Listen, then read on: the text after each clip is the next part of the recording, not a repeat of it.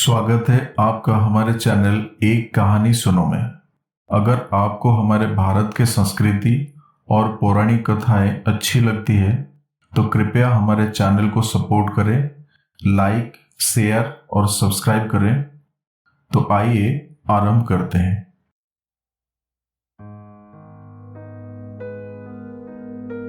उदास हैं जो वो कल मुस्कुराएगा, तुम्हारी बुराई चाहने वाला तुम्हें बधाई देने जरूर आएगा। साथियों, एक समय की बात है, एक छोटा सा गांव था। उस गांव के लोग खेतीबाड़ी का काम किया करते थे। जिन लोगों के पास खेत नहीं होता था वे गाय भैंस और भेड़ बकरी चराने का काम करते थे। दूध दही बेचकर वे अपना गुजर बसर करते थे। उसी गांव में मानचंद नाम का आदमी रहता था। उसकी पत्नी का नाम रमा देवी था। मानचंद के पास कोई खेत नहीं था खेतीबाड़ी करने के लिए, लेकिन उसके पास बहुत सारी बकरियां थी। हर दिन वो उन्हें जंगलों में ले जाकर चराता था और शाम होने पर अपने घर लौट आता था। बकरियां भी जंगल में जाकर बड़े मजे से हरे हरे पत्ते और हरे हरे घास को खाकर उछल कूद करते और शाम को मानचंद के साथ घर को लौट आती थी। एक दिन की बात है, मानचंद अपनी बकरियों को लेकर जंगल में बहुत दूर तक निकल गया। जेठ का महीना चल रहा था। सूर्य की किरणें आग की तरह तप रही थी। गर्मी के कारण बहुत धूल उड़ रही थी। जमीन भी कोयले की अंगारों की जैसा प्रतीत हो रहा था। मानचंद का गला सूख रहा था। उसको बहुत तेज प्यास लग रही थी। उसके आसपास पानी का कोई जुगाड़ भी नहीं था। मानचंद प्यास के कारण वहीं एक पेड़ के नीचे तड़पने लगा। बकरियां उसी के आसपास फैलकर चरने लगी। कुछ समय पश्चात स्वयं भगवान भोलेनाथ वहां पर आए और उन्होंने मानचंद को प्यास से तड़पते हुए देखा। भगवान ने एक साधु का वेश धारण किया और अपने हाथ के कमंडल में पानी लेकर उसके पास पहुंच गए। साधु ने पूछा कि बेटा, तुम्हारा नाम क्या है और तुम क्यों तड़प रहे हो? मानचंद ने कहा, क्या बताऊं महाराज, प्यास के मारे मेरे प्राण निकल रहे हैं। भगवान को, जो कि साधु के वेश में थे, उस पर दया आ गई। उन्होंने अपनी कमंडल का पानी मानचंद को पीने के लिए दिया और अपनी थैले में से निकालकर कुछ फल मानचंद को खाने के लिए दे दिया। उसने कुछ फल खाया और पानी भी पिया। मानचंद का मन शांत हुआ तो उसने साधु को प्रणाम किया और धन्यवाद करके बचे हुए फल अपनी पोटली में रख लिए। कुछ ही देर में साधु भी वहां से अंतर्ध्यान हो गए।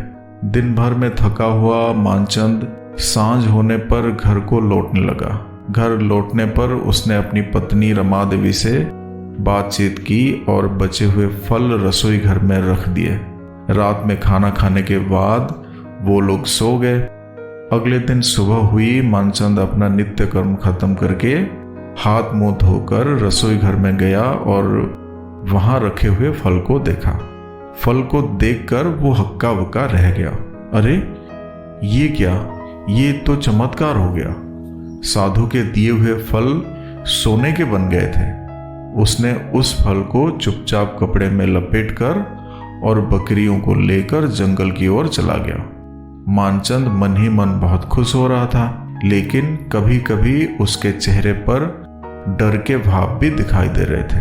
दिन भर बीतने के बाद शाम को वो फिर घर आया। उसके बाद खाना खाकर सो गया, लेकिन रात भर उसे नींद नहीं आ रही थी।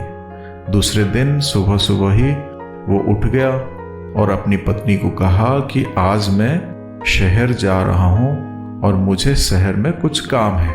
मैं आज जंगल में बकरी चराने नहीं जाऊंगा, आज तुम चली जाना। रमा देवी ने जल्दी जल्दी घर का काम निपटाया, खाना खाया और बकरियों को लेकर जंगल की ओर निकल गई। मानचंद भी अपनी पोटली पकड़कर शहर की तरफ चला गया। शहर पहुंचने के बाद मानचंद जल्दी जल्दी एक सुनार के दुकान पर पहुंचा और उसने अपनी पोटली से एक सोने का फल निकालते हुए सुनार को दिया। सुनार चमचमाते सोने के फल को देखकर चकित रह गया। उसके मन में लालच आने लगा उसने पूछा, इसे बेचना है क्या? मानचंद ने कहा, हाँ भैया, इसे जल्दी से तोल दो और मुझे पैसे दे दो।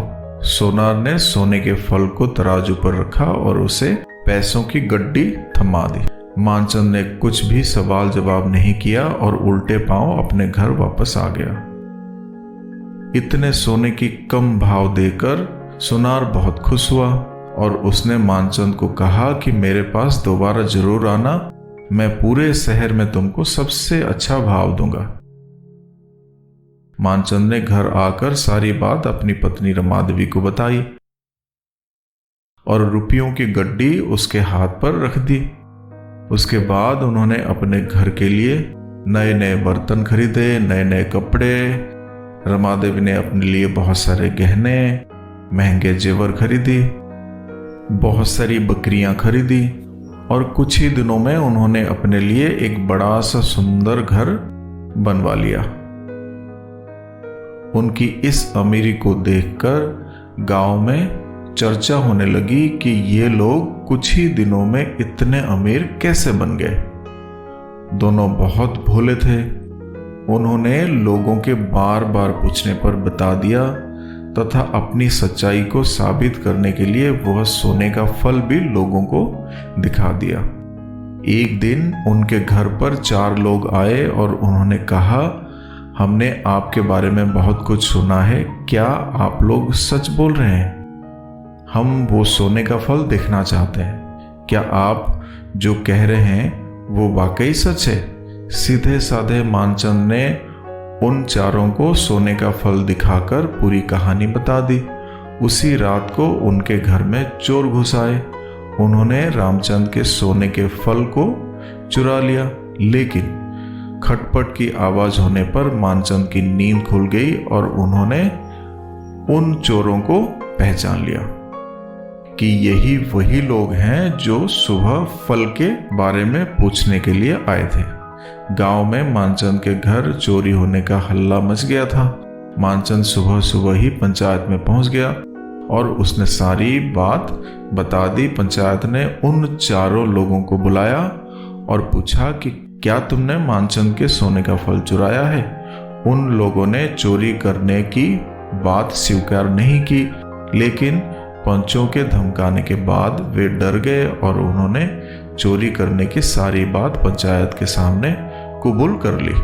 चोरों को चोरी किया हुआ फल लाने के लिए कहा गया। उनमें से एक गया और छुपाया हुआ सोने का फल पोटली सहित लेकर आ गया। पंचों ने उस पोटली को खोल के देखा तो उसमें कच्चे फल थे। ये देखकर सभी आश्चर्यचकित हो गए। उन फलों को मानचंद को वापस कर दिया गया और चारों को गांव से बाहर निकाल दिया गया। मानचंद वो फल देखकर निराश हुआ और अपनी पत्नी के साथ घर वापस आ गया। उसने वो फल वापस रसोई घर के पाट के ऊपर रख दिया, लेकिन ये क्या, वो फल फिर से चमचमाते हुए सोने के फल में बदल गए। ये देखकर मानचंद और रमादेवी बहुत खुश हो गए और खुशी से जीवन बिताने लगे। आज तक तूने जो खोया है सब्र रख, कल वो मिल जाएगा। जिन्होंने गुनाह किए आज वो सजा कल जरूर पाएगा। फिर मिलेंगे साथियों अगले वीडियो में। तब तक अपना ख्याल रखना और हमेशा हंसते मुस्कुराते रहना।